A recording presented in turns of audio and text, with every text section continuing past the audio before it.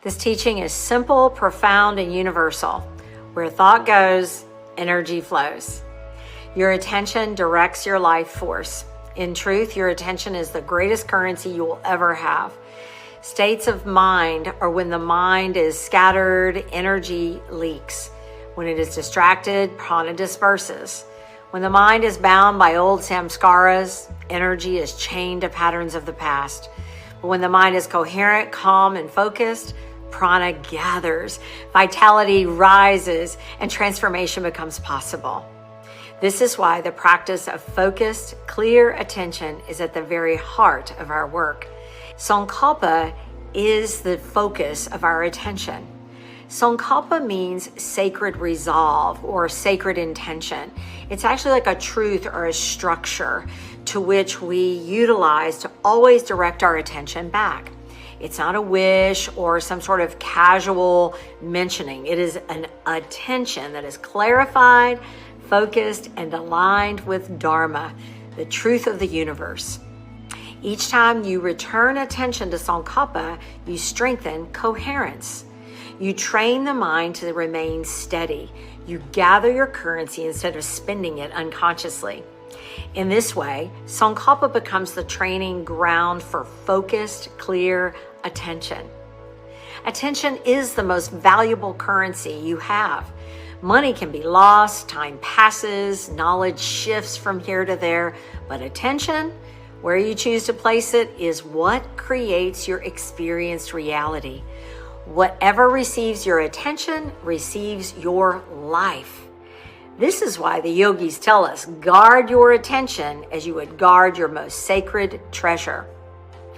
Here's the only real issues that we're actually ever dealing with. We often think it's a million different stories, but in truth, it's something called the klesas. This is what prevents us from sustained attention. The 5 afflictions of the mind. Avidya, ignorance or misperception. Asmita, false identification with the ego. In other words, thinking we are our ego. Raga is attachment. Devesha is aversion, and abhinivesha, fear of death and clinging to life. Truly, the only issue we ever face is the presence of the klesas. Every difficulty is a manifestation of the klesas. They scatter the mind, steal our attention, and disrupt our coherence into incoherency and eventually decoherence.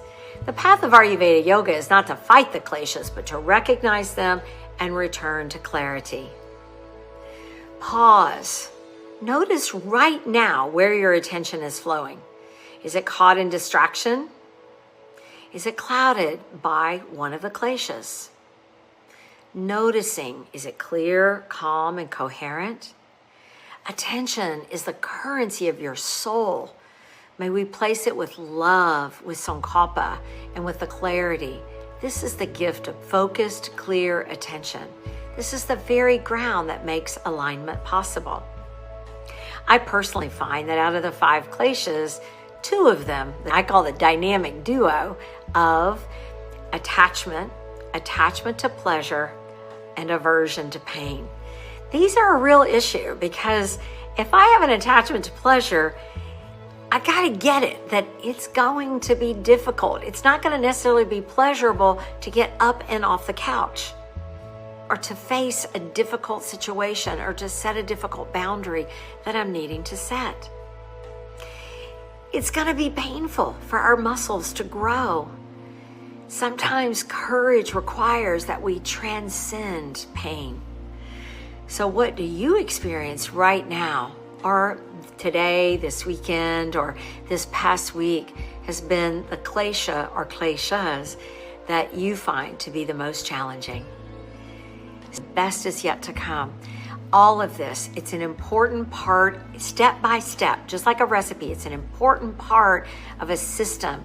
It's like a recipe for a cake that we must follow through. So the best thing you can do is just set aside some time every day.